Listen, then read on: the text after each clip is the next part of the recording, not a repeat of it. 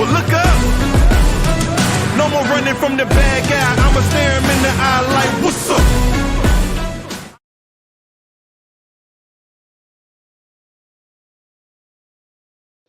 Hello, everyone, and welcome to another episode of Insights of a Survivor. I'd like to thank you guys all. Sorry, just a couple of minutes late, but you know, I'm here. That's all that matters, right? So before we get started, I would like to start with a trigger warning, okay? This episode contains discussion of trauma, including references to sexual abuse, harassment, assault, bullying, and topics that may be distressing for some listeners. Please take care of yourself while listening. If you need to pause or step away at any time, we encourage you to do so. Because again, your health, your mental health, your physical health, emotional health, that's all that matters. So if this is too much, you're welcome to step away, turn it off. Make sure you take care of yourself first, okay? Again, welcome back to Insights of a Survivor, where we explore stories of healing, resilience, and hope. I'm your host, PJ, and I'm glad you're here with us today. So to begin, I want to share a bit about my own journey. Like many survivors, I've experienced significant trauma during my life, challenging moments that kind of, deeply impacted me. And at times I felt like healing was out of reach, being raped, gang raped, molested, and just basically betrayed by everyone who was supposed to protect me. I didn't realize that there was a thing even called healing. I faced disbelief from some professionals who were supposed to support me, and they couldn't fully support me. But through that journey, I also discovered something important, that healing is possible. It doesn't mean forgetting or erasing what happened, but finding ways to release the pain and reclaim your strength. That's what this podcast is. It's my way of sharing that message that no matter what trauma you've been through, you can move forward with the right tools and support and with determination. I created this space to offer hope and connection for every survivor everywhere. So, that's why I'm honored. I'm honored to introduce my next guest today, Miss Sandra Cooze. Sandra, she is a dedicated healing expert, a certified traumatic incident reduction facilitator, an intuitive mentor, and a coach. She's also a Reiki master and a teacher. She's also she's the author of Journey to Yourself, How to Heal from Trauma. Now, what makes Sandra's work unique is her full circle trauma healing method, a multifaceted approach that not only addresses individual trauma, but also impacts the impacts of ancestral generational trauma. That's my girl, because I've been dealing with generational trauma, my grandmother, my mother, myself. So that is beautiful. And her approach helps survivors understand trauma on a deeper level. And it supports healing in the mind, body, and spirit. I love it. That's that holistic approach that I love so much. Miss Sandra's mission is to offer new hope to those who feel stuck. Because we all have been there. I'm not going to lie and say that there are days that I don't still feel stuck, So, and her work has helped many people move beyond trauma triggers and toward greater freedom and peace. Today, Sandra will share insights from her own healing journey, explaining her healing method and offer practical tools that listeners can use in their own recovery. And honestly, I actually have to add her links, because we're going to put all of her information in the details, because this is somebody that in the few minutes that I've known her, I already know this is somebody that you guys are going to want to have in your corner. So whether you are a survivor, a supporter, or just someone that wants to be part of this conversation, I promise this will inspire and empower you. So Sandra, well, I'm going to bring you in now. Let's welcome you to Insights of a Survivor. I'm so honored to have you. Hi. Hi, PJ. Thank you so much for having me. I'm really excited to be here. Oh, thank you so much for being here. Like I said, I'm kind of excited to have you, because you're actually the embodiment of what I want people to understand, is that healing is possible. Like your personal journey and your personal philosophy, it embodies everything that I have been trying to kind of reach the community and express to them. So like your story and your work challenges the common belief that PTSD and trauma can only be managed and not fully healed. Can you share kind of what inspired you? Like what I'll do is tell us your story. Let's start from the beginning. How did you get to where, and let's get to how did you got to where you are, and what inspired you to believe and prove that complete healing is possible from your trauma? Okay. Well, my story started when I was 12 years old. My mother made it possible for me to take care of a pony. And, like every 12-year-old, I was crazy about horses. And it was a beautiful time, and I enjoyed being with all these animals. And the stable master promised my mother he would take care of me, make sure that I wouldn't get bitten or kicked or fell off a horse or anything like that. And one day he asked me if I wanted to ride on his big horse because taking care of a little pony is great, but the big horses, you're just like in awe. And so, of course, I wanted to go. And so the next time I went to take care of the pony, we went for a ride. So I was on the horse and he was walking beside it. And we were walking along the fields and meadows. And we came after about 10 minutes, we came to a stop at a shed. And he said he had to go inside to get something and he wanted to give the horse a rest. Now, today, of course, I know that a horse would not have needed a rest by just walking. But as a 12-year-old, what did I know? So we went inside the shed. It was like a tool shed. He had like an old desk and chair, tools everywhere, and a little bench like with a blanket. It's, I guess, like a day bed. And he asked me to sit down on the bed while he was going to his tools and was rummaging around there. And well, then he came sitting next to me and he asked me if I had a boyfriend. Now, with 12 years, you don't really have a boyfriend, but I said yes. And he said, well, did he ever kiss you? And I said, yes, on my cheek. And so he kissed me on the cheek. And then he put his arm around me and I felt uncomfortable, but I didn't know what that was. And of course, I was taught adults are always right. So don't question adults. So after about a minute or two of kissing my cheek and holding me around my arm, his hand went down my arm, went under, and came to lay on my breast. And he kept on stroking it. I didn't like it. It was uncomfortable, but I did not say anything because I didn't know what to do. I didn't know what he was doing. I was still playing with Barbies. So no idea what he was doing. But then his other hand started moving up my leg. And instinctively, I stopped it because I did not want him to touch that place, even though I did not know why. So this was going on about half an hour until I finally asked if we shouldn't go back. And he then said, he whispered, not yet. So I endured this molestation for I don't know how long. It seemed like an eternity until we finally left and went back. And to this day, I do not remember how I got home. That's completely spaced out of my mind. I know I must have taken the bus because that's what I've always done. But I don't remember anything from leaving the shed until I was home, until my quote unquote boyfriend came over and I told him what happened. And he said, you need to go and tell your parents. And I was terrified because I thought I did something wrong. I thought it was my fault. I didn't know what it was, but I thought it was my fault. But luckily, my friend said, I'll stay with you when you talk to your parents. And he did. My mother came home. I told her. And from the look, she was mortified. But the only thing that I got was, don't go there anymore. That was all that I got. And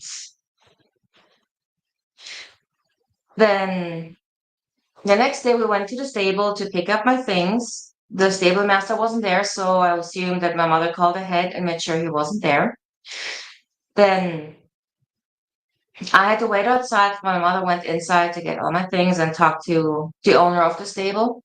All the girls that had their horses there came around me and told me things like this was my fault because I was so quiet and he would never do something like that to them and things like that. So making me feel even worse.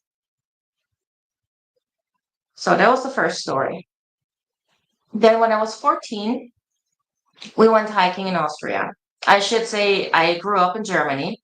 So we went hiking every year in Austria. And we always went to the same hotel. The hotel owner was known to do drinking shots with all the guests who arrived. So by the end of the night, he usually was very drunk. And one vice he had was he loved to fondle women's breasts. Everybody knew this about him, so no one really said anything, and he did nothing but that. So one time when we were there, my parents were going to the hotel,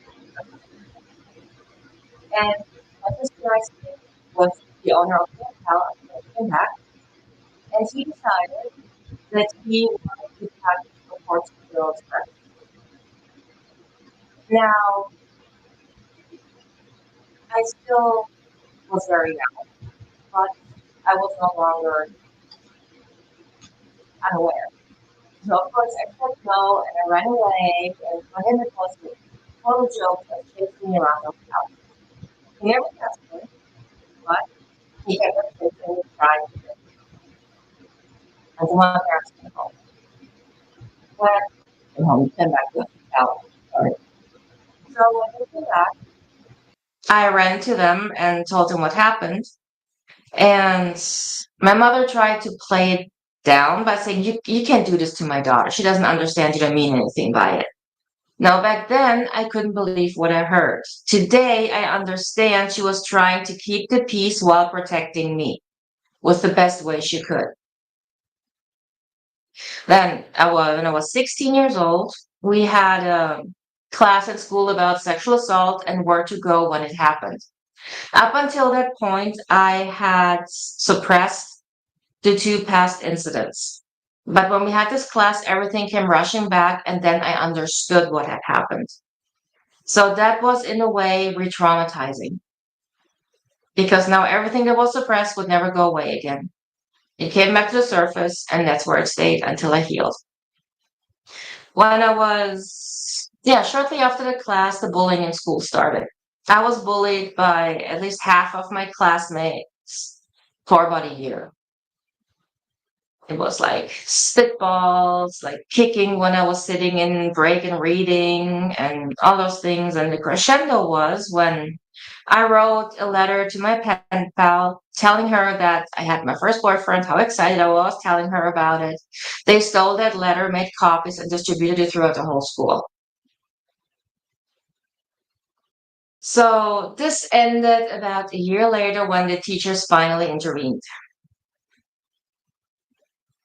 Then, when I was between the age of 19 and 25, I was sexually assaulted multiple times. Once on the dance floor in a Cuban club, where I was asked to dance by a young Cuban. And while we were dancing, he pushed his torso so close to mine that I could feel his growing erection rubbing against my vagina. I tried to push him away and he wouldn't let go. And my friends saw it and I later asked, why did you push him away instead of just coming and helping me? And I think that was the last time I ever went out with friends or in general. Then when I was 22, I was raped. It was the best friend of my then boyfriend. We were having a game night. I was with my boyfriend for 6 months, and that long I knew his friend. And we were drinking. It was January night, so I decided to stay over to sober up before I could drive home. And I was sleeping, fully clothed in sweatpants, baggy shirt, and my boyfriend went home because he had to get up early. I mean, they were both in the military. So I stayed at his friend's house and was sober up and go home. And suddenly he started to touch me. And I was shocked. I didn't know why. He never showed any interest. There was never any inkling that he would be interested in me. So I kept on pushing away, kept saying no until he finally stopped. And then I said, okay, do you still want me or can I go to sleep now? Because I was so upset and I was just tired. And he must have misinterpreted that as an invitation. Before I knew it, my pants were down and he was, well, raping me.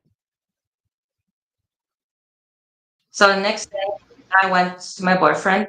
I told him what happened and asked him, okay, what are you going to do? And he said, I'm not going to do anything. It's my best friend. So that was the day when I left my boyfriend. And let's see. Yep.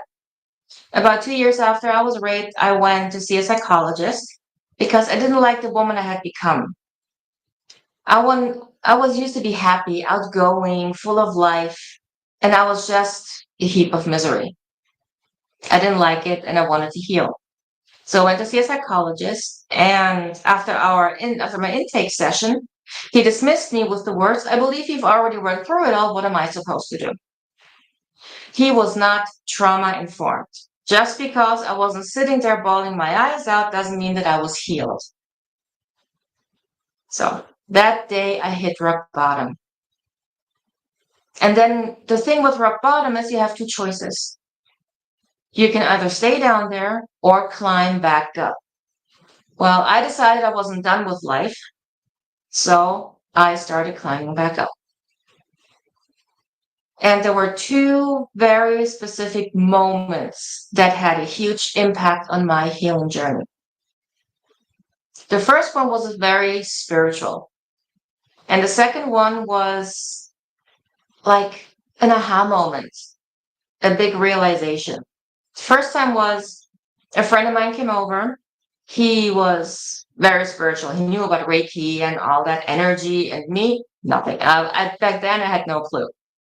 So when he came over, he saw me sitting there like a heap of misery on my sofa.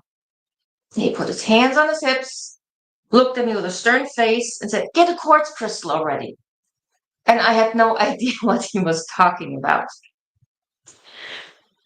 But I did as he asked. And after 3 months of taking the crystal to bed with me, I actually felt better. I felt lighter. I felt more liberated. It's like a heaviness was lifted off of me.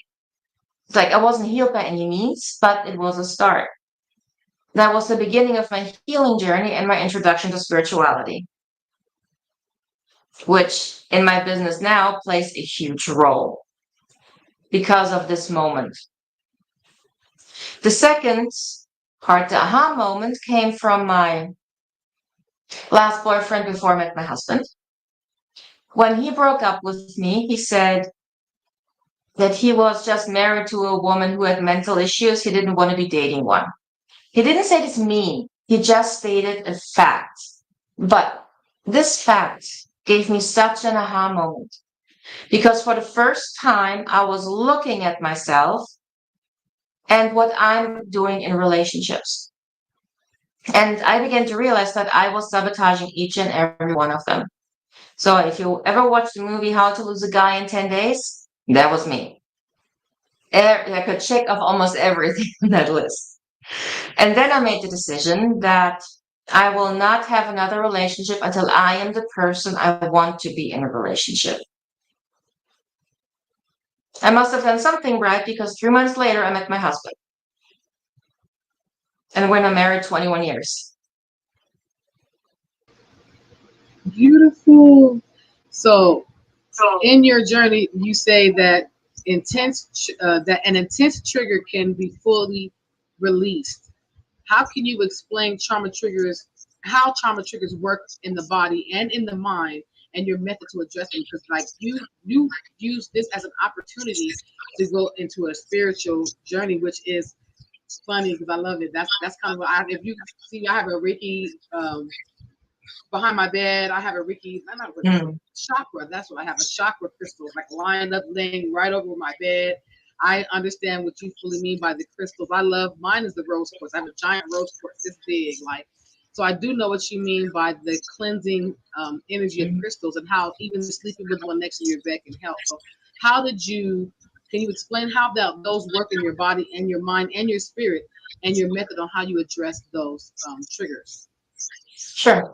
Well, a trigger is usually something no one wants to feel because we don't understand it. A trigger is not here to haunt you. A trigger is a guiding light toward what needs healing. If there was nothing to heal, that would not be a trigger. So if we can see it as that, triggers become less fearful.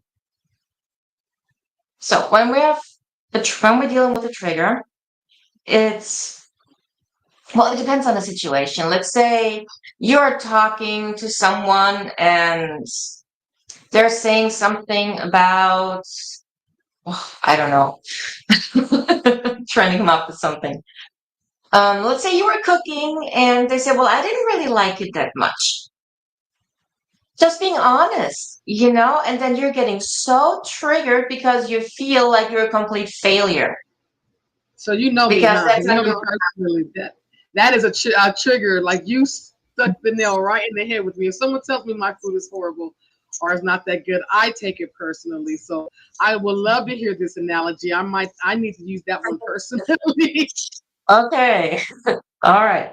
So this means that somewhere in your childhood, most likely, you were made to feel not good enough.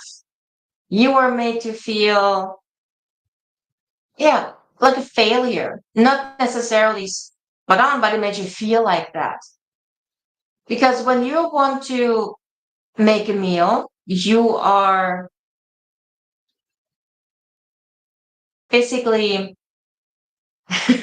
it's so confusing when you're gone. All of a sudden, I talk to myself. So when you are trying to make a nice meal and you put your heart and soul into it to make it delicious, and then one person doesn't like an ingredient or is allergic and you didn't know, so then you take it personally because you look at it like he insulted you when really he did not.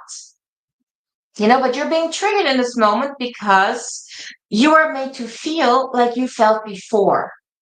So somewhere in your past, you felt like this before. And that's the trigger. The trigger says, wait a minute, we felt like this before. No, we're not going to feel it again. We're going to fight this. And that's the trigger. The poor other person who just doesn't like cilantro, like for my husband, it tastes like soap. He can't eat So cilantro.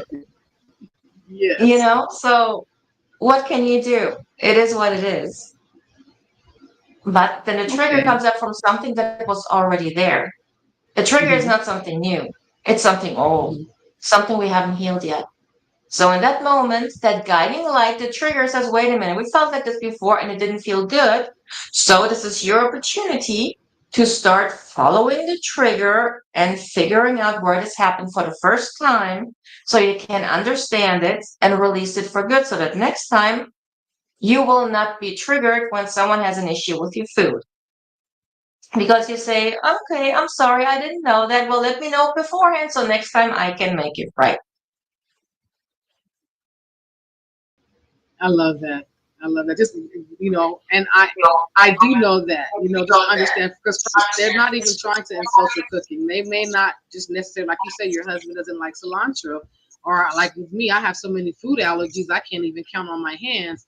It's not that they are disrespecting your cooking. They're just letting you know their take on it. And I have had to learn how. I'm still working on that. And you're not wrong. In my childhood, I was definitely shamed for everything. I couldn't do anything right. So I definitely am. It's like you walked right into my life. I am a perfectionist in a lot of ways because I was always told that I wasn't good enough. I was always told, like, how no matter how many A's I got, no matter how many activities I was in, it still wasn't good enough. So that's definitely, like I said, you're hitting the nail right on the head. So you created the full circle method. trauma healing, which includes ancestral generational trauma. Can you kind of explain what this multi-modality approach, where it stems from? Like this is it's different from traditional trauma therapies, and it sounds very interesting to me. Can you kind of give me a take on that? Sure. Well, it started with me being offering Reiki. And after the sessions, it was, I don't know, I guess probably 10 years ago.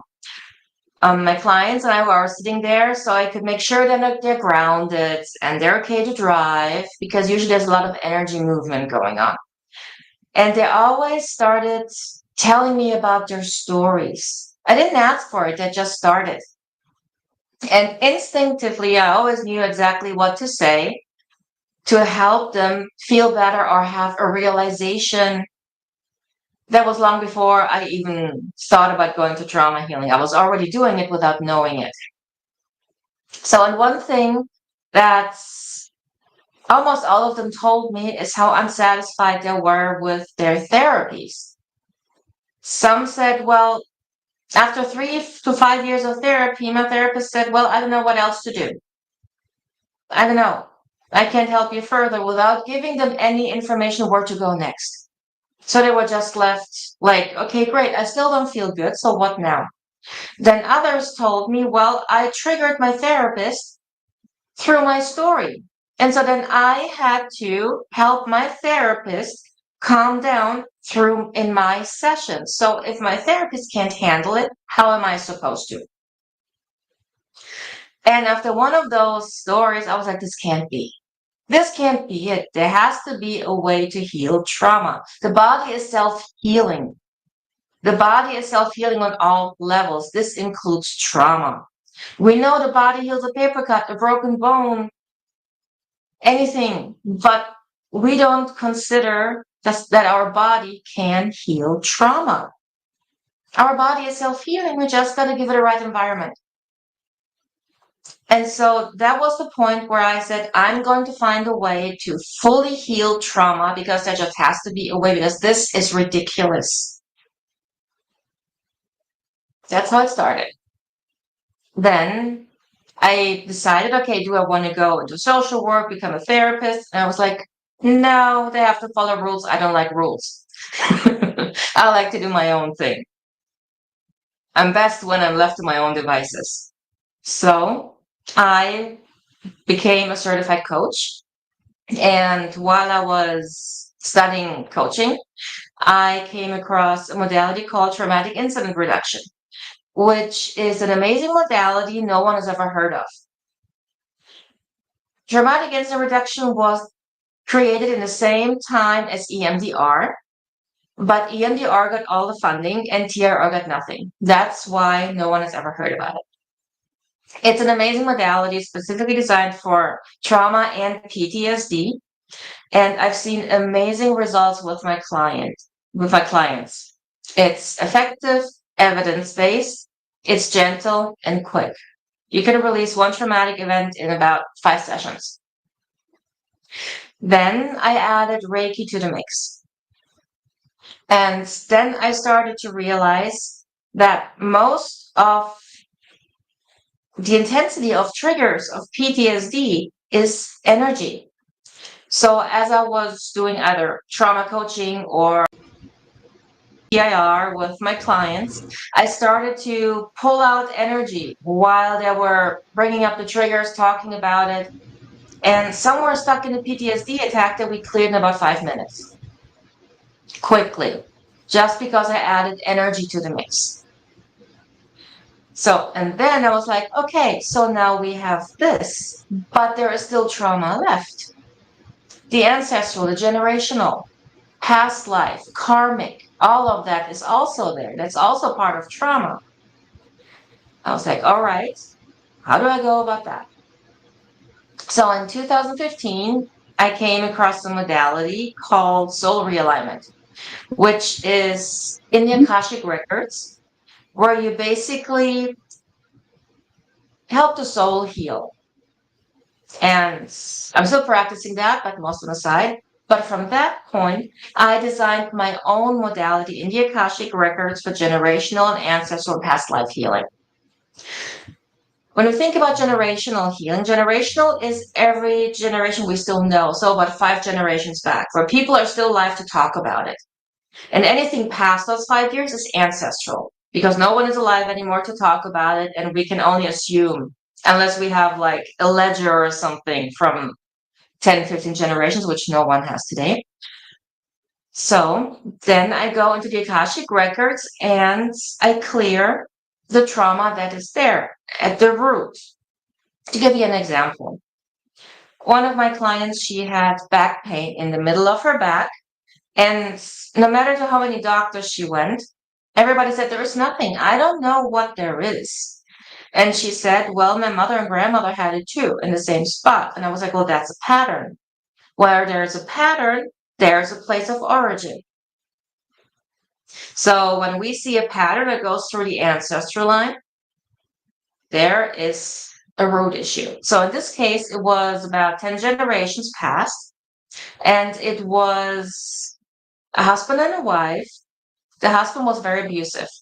And that moment where the trauma in the back happened, he had to push his wife to the ground and put his boots on the center of her back to keep her down. And that trauma was never healed.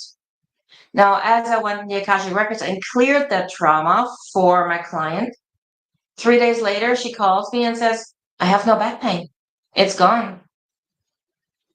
So, and that's ancestral healing, and I absolutely love it. This is my favorite part of everything because this goes so deep and it's so profound. I mean, I used myself as a guinea pig before I went on to my clients, and the things that I brought up and released, it's incredible. At one point, I felt like my soul was stretching. I felt like this expansion because I was releasing a blockage that stopped me from doing that. So it's truly amazing. So my multi trauma healing modality focuses on every trauma there is. So really releasing everything that could possibly be holding you back from becoming your true authentic self and living the life you want. Nice. I love that. So I have two questions. First, it's going to base off what you just said. Like you said that you had a client whose back pain stemmed from a trauma that happened to an ancestor before her.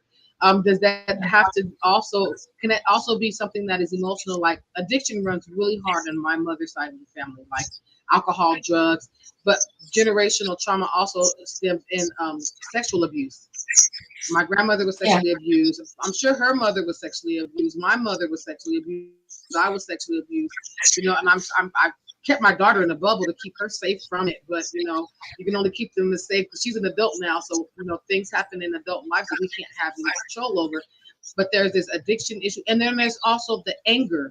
There's a lot of emotional trauma, like the anger. Like we call it the Mhm. Venus rage, because my grandmother's a Venus, her last name. So is that something that you practice as well? Is that something that you can do in your healing modalities is to release not only the physical, but the addiction part, the emotional part, because that is Yes. a big thing in my generation. And then what are some practical ways listeners can create the right environment and incentive for their bodies to heal their trauma naturally? Well, what you need to understand is if you heal your trauma, you heal it for your whole ancestral line going backwards and forward. So if you heal your trauma, your daughter will not have to go through it. Simple as that. That's how important trauma healing is, not just for yourself and for your children and their children moving forward, but from a global scale. When we go back into energy, if you heal trauma from yourself, you release this heavy negative energy from the collective, making it easier for someone else who deals with the same trauma to heal it much quicker. And then as you heal your trauma, you do not raise your child through trauma because we all have been raised through trauma from previous generations. But if you heal trauma, you empower yourself. If there's no trauma left, there's just empowerment. So then you raise your child empowered. So going forward, like I was never allowed to be proud of myself. Self-pride stinks. That's what I grew up with. But my son learns from me to be as proud as possible of himself, of everything he does. Because I healed this within myself and I can pass it on and really mean it. So he's growing up empowered. Now, once he has children, he's raising them empowered because of how I raised him. If everybody did this, in a few years, we could eradicate trauma altogether. That's how powerful trauma healing really is. Right. So instead of generational trauma, you can turn that around to generational healing. Exactly. Nice. Wouldn't that be So, something? okay. Well, how important is that self-reflection, like in journaling and trauma healing, and what kind of mindset should someone have when doing these exercises? Because there are exercises that I'm learning, and I'm sure that you teach in your coaching to your clients that helps them. It's not just, it's not like therapy. I agree with you. I was in therapy for a while, and I agree. My story triggered my therapist. Oh my God, I'm so sorry. I can't believe you went through that. It's like, no, no, no, it's okay.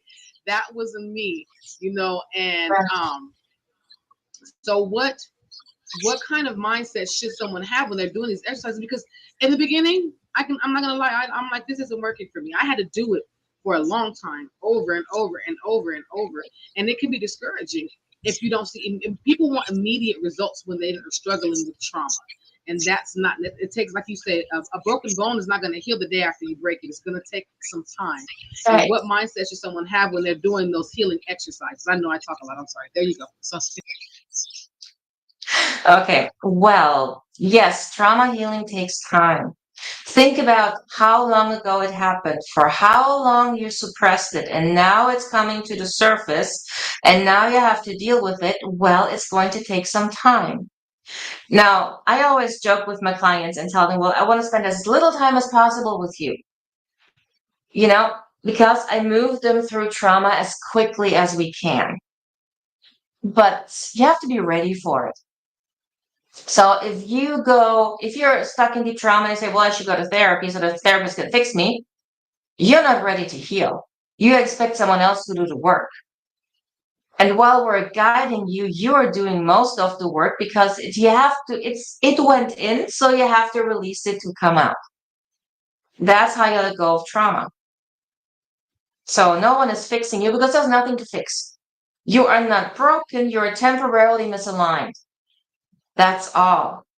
Something that's broken can't be fixed. You're not broken. And it doesn't matter how old you are. It doesn't matter how much trauma you have. There's no trauma too severe, and there is no age where there's a point of no return. There isn't. I So, love that. I love that. self-reflection, thank you. Self-reflection is the only way to heal. Literally. You can't be upset at the whole world and be angry at everybody. It's nobody's fault. It's in here. You need to look at it so you can understand it and release it. And the most important part of self-reflection is how much do you love yourself? Self-love is the most powerful thing in the world. If you love yourself, you take yourself seriously, you set boundaries with yourself and others, you're untouchable. And then when you have completely healed your trauma on top of that, you are a force to be reckoned with. Because to re-traumatize you is nearly impossible. Because by then, once you have fully healed, especially with me, you know what trauma is. You understand what it can do. You understand how to release it. Even if you would get sexually assaulted or raped, it would not be stuck with you because you know exactly who you are and you're no longer allowing this to take hold in your system. I love that. I love that. You you speak about the right amount of determination, but just even in this the short time that I've been with you, I feel more empowered and more encouraged. And I'm like, I do believe that healing is possible, but you're giving me a path that makes sense to me. Everything that you're saying makes sense to me, and I'm hoping this makes sense, making sense to those who are watching. Because, again, like you said, you speak about the right amount of determination that is being crucial for healing. Because if you're not determined in your own healing, like you just said, I gotta go find a therapist so that they can fix me. No, if you can't fix yourself, then you can't. You're not going to be able to, because you can't fix me. I have to be able. I have to have that determination. So, how do you support your clients to stay committed through their ups and their downs of trauma healing? Well, for one, when I work with my clients, they leave my session feeling better every time. So every time they have an aha moment, every time we release something, maybe something small, sometimes something bigger, but there's always a release or an aha moment of some kind. Then I give them homework, like walk barefoot in the grass, or journal on this question. I'm very intuitive with that. So whatever I feel is right, or sometimes I just get a download to tell them exactly what to do. And yeah, so they always have something to do. I'm always available for them in between sessions, so I keep the momentum going with them. And this is very important because I am their guide. I am their mentor. I'm showing them the roadmap. And then I'm teaching them who they are going to be. Sometimes I can tell them, okay, look, you used to be just like that, and now you're doing this. Do you have any idea how much you've grown? Because they don't see that, and then they can reflect back and say, oh yeah. Because the beautiful thing is, once you release a trigger, once you release a belief system or a habit, you don't even realize you're not doing it anymore because it's no longer part of who you are.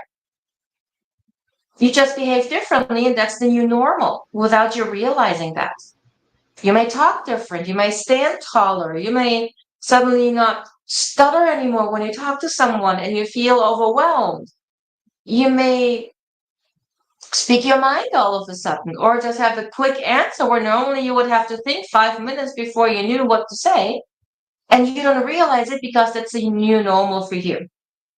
So, and then I say, okay, did you realize that you used to do this and now you're not doing that, you're doing this? Do you know how much you've grown here? This is what I do too. Make sure they see that because you don't notice what's not there anymore. That is very true. And that actually encourages them to see their healing in real time. So I Yes. love that you do that. That is so beautiful. So before we wrap up, I would like you to give, what message of hope would you want to give someone listening today who feels completely overwhelmed and hopeless in their trauma right now? And how can they reach you if they want to work with you? Because I really feel like you are somebody that should have a lot of people under your mentorship or in your program, because you everything that I've ever wanted my therapist or someone who was a mentor to me to say, I just heard you say tonight. And it was only 45 minutes, an hour. And it's like, I feel like a different person right now. And I mean, I'm saying this and I genuinely mean that, because no one said any of these things to me that you have ever said, like the determination. And I know these are things that a lot of us as trauma survivors, we know this, but because no one else like you who's gone through the trauma, who's gone through the healing and understand where we are in our journey, no one has come to us and said, you can do this, and these are the two ways that you can do that. It seems like it's impossible for us. So you are someone that we need to see, and you're someone that I really hope that we can stay in contact with, because again, that I love your message. Everything that you said tonight was so beautiful. Again, I know I talk. I'm just like, I'm really excited that I met you. I'm really glad that I got you on my show. So when I get excited, I get chatty. So sorry about that. But again, what No message would you worries. have to what message would you have to someone who is listening, feeling overwhelmed and hopeless? And how can they reach you if they want to and should most likely work with you on their trauma healing? Well, the message that I have is trauma is not a life sentence. You have everything you need to heal. Don't be afraid. You're stronger. You have no idea how strong you are. You've been through the worst anyone can go through, and you're still here. That is so strong. Don't give up on yourself now. Start healing. And if you would like to know more about me and what I do or get in touch with me, my website is www.riseaboveyourstory.com. You can find me on Facebook under Rise Above Your Story. You can find my YouTube channel under Sandra Cooze Unfiltered. It's very small, 38 videos. At some point, I'm going to put more on, but I'm working on my second book, so I apologize. If you would like to know more about my book, it's on Amazon. It's this one here. It's called Journey to Yourself, How to Heal from Trauma, written by someone who did. Now, I would encourage you to look for my name. You find my book faster because it's not a bestseller. So look for my name and you get it right away. We need to help What I'm change that, working you on, guys. please do. Well, maybe with the second one. We'll see. What I'm working on now is a book called Trauma Reiki, Awaken the Healer Within. Basically, I'm taking Reiki to a whole new level, bringing the understanding where it's actually coming from and who we actually are. Because we all have the healer in here, we just have to let it out. So this is the book that will come out this year, together with a course to help you, so you can learn how to practice it for yourself and for your clients, and how you can grow into who you were always meant to be. Oh my God, I'm so excited. I can't wait for that other book to come out. Miss Sandra, if you don't mind sending me a message with all of your links, everything for everyone to be able to reach you, I'm going to add it to the description below. So you guys give me about 30 minutes after this show. I'm going to have that in the description. Please contact her, because I can see right now she is something special. And I really, really want to share that with all of you guys. We all deserve someone like her in our lives. So please look for her information in my description. Reach out to her, read her book, look for her second book. We need to support her because she is the face of healing, and this community needs more faces like yours. Thank you so much, Miss Sandra, for sharing your story and not being afraid to talk about the hard parts, because you know it's not easy to relive that, and you're showing how truly healed you are. I appreciate you so much. Thank you. Thank you. But actually, when you are fully healed, your story doesn't matter anymore. So I have no attachment to my story. I have to actually think hard to remember everything that happened, because there is no connection anymore. So yes, once I you've love you. healed, your story doesn't matter anymore. And you'll It's feel just that one in of your those heart. broken memories. Oh, I love it. I love it. You guys, we really need to reach out to her. We really need to support her, because you're an inspiration, Miss Sandra. You are very much an Thank you. inspiration. I can say that I am far on my healing journey, but I am also far from healed. So again, you gave me something to aspire to. And again, I want to thank you so much for sharing that with us, and sharing that no matter how bad life has done to us, we can still live a fully healed life. Yes. Thank you so much. And don't forget, send me those links, and I'll get those in the description today. I'll do it right away. Yes, ma'am. Okay. So, oh my God, I love that. I love that. This is such a wonderful one. This is like one of my best episodes to me, because again, she's somebody that we aspire for. All of us are going on a healing journey, and we don't want to heal forever. You know, we want to have a final point in our healing where we can live a normal life, and that's what I feel Miss Sandra is offering to us. So, you guys, please don't forget, follow up with me. If you need to reach out to me to get her information, I don't care how we do it, but work with her. I move my hands much, you guys. That's me. I'm a very animated person. But before I close, I want to ensure that everyone has what they need, real access. So those of us who are still in our healing journey, if you know you or someone is experiencing any type of trauma or domestic violence or sexual assault, there are organizations that can help. Rape Against Abuse and Incest National Network, RAIN. For anyone who's struggling with that, you can call 1-800-656-HOPE, 1-800-656-4673, or visit www.rain.org. because no one is ever alone. No one. And support is always, always available. So again, I want to thank Sandra. Thank you so much for courageously sharing your story of resilience. That was beautiful. Hearing your journey from trauma to healing, the honesty, the struggle, and the triumph. It reminds me and every listener that healing is both possible and real, and that none of us walk this path alone. And there was a quote by Mike Tyson. I know a lot of people are like, what? Yes, Mike Tyson, very smart man. And he says, if you want to know if you want to know what greatness is, it is not dominance, it's healing. It's healing. That is greatness.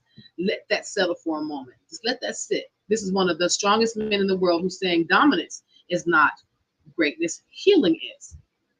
Greatness is not about overpowering others. It's about tending to our own wounds, returning to ourselves, and choosing compassion and recovery over shame and silence. And if Sandra's story moved you, here are 3 simple ways you can take action to help this mission grow. First, go to my details, click on her links, find her, follow her, I'll let her help you. Let her help. That's what her passion is to help individuals like us, myself included. Next, if you don't mind, consider sponsoring or donating to Soulful Resilience Journey, which is a branch of my podcast, because there are so many survivors who've never known kindness, but together we can change that. Your support directly funds survivor-led conversations, free resources, and events that keep this work available to people who need it. Because if you know me, you know I'm always doing something. Like tomorrow, I will be hosting a survivor-led networking event, which Miss Sandra is welcome to come to, where there are entrepreneurs and business owners who are all in the survivor-led industry like myself, and we can network and help each other grow. But this is to keep this available to people who need it the most. You'll find secure links in the notes in the description along with Miss Sandra's. The second is you can subscribe to my channel. My channel is Empowered Voices, Finding Strength in Survivors. Hit that bell, hit that like, hit that subscribe so you won't miss future episodes. Bonus content. So I'm going to start adding bonus content and practical tools that help support healing. Subscribing is simple, and it helps us reach more people with these life-changing stories like the one you heard today. And third, if you want to connect right now, please join the Survivor-led networking event. Again, it's tomorrow, August 9th, 2025, from 11 a.m. to 12 p.m. Central Standard Time. It is free. I will also add that link to the description. It's a safe event, and it's for others to exchange, to exchange resources, build real supportive connections. Details are going to be in the link below. It's going to be an Eventbrite link. And during that networking hour, we'll also offer, small little, they're going to be little sessions where you can speak what you do, what you need, how you can support. It's just gentle prompts to guide everyone to give each other resources. They're curated resources. It's hard to explain, but you should come. If you are there, if you are available, you should come. And if you plan to attend, please register via the Eventbrite link below. This is a judgment-free community. Whether you're beginning your healing journey or you've been walking in your healing for years, you are welcome here. If this episode helped you, please share it with a friend, a support group, or on social media. Every share means another person might find the courage to take the next step. And Miss Sandra, once again, your bravery today changes the narrative around trauma and gives real hope to people who are genuinely ready to hear. Thank you to everyone who listens, who donates, subscribe, who plans to join us, who plans to subscribe, who plans to donate, who plans to participate in any of the events. Together, we are building a community where healing is the measure of greatness. So remember that your story does not end in pain, but it begins in power. I am PJ, and until next time, keep rising. This is Insights of a Survivor and your story, and this is your story. I'm sorry. Have a great weekend.